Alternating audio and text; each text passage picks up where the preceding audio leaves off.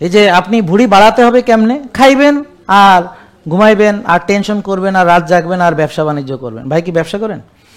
হ্যাঁ, ব্যবসা করবেন বেশি করে, তো টাকা পয়সা হবো, সাথে ভুঁড়িও বড় হইব, টাকাও বড় হইব, ব্যবসাও বড় হইব, একসাথে সব হবে নাকি? বুঝেন নাই? সুদা তাহলে আর একটা ট্যাবলেট খেয়ে ফুস করে কমে যাবে? এটা কি বেলুন নাকি যে ফুস করে হাওয়া বাইর করে দিলে হবে?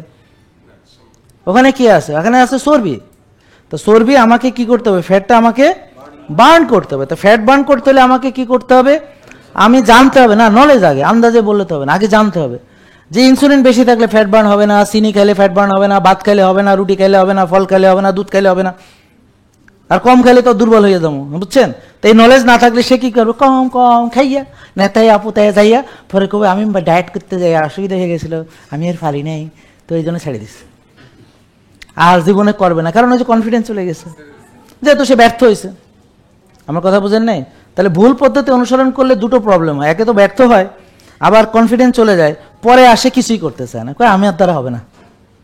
তা আমার দ্বারা হবে না এটা শুনলে ইবলিসকে, ওকে আসলেই তোর দ্বারা কিছু হবে না, তুই হ্যাঁ পারবি না, তো ইবলিস মহা খুশি। তার মানে কি? সে ভালো হওয়ার রাস্তা শেষ।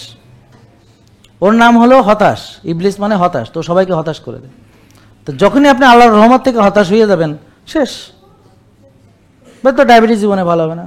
আর তুই এত গুনাহ করছিস, আল্লাহ তোরে কোনোদিন মাফ করবে না, এটা ইবলিসে বুঝে। আমার কথা বুঝতে পারছেন?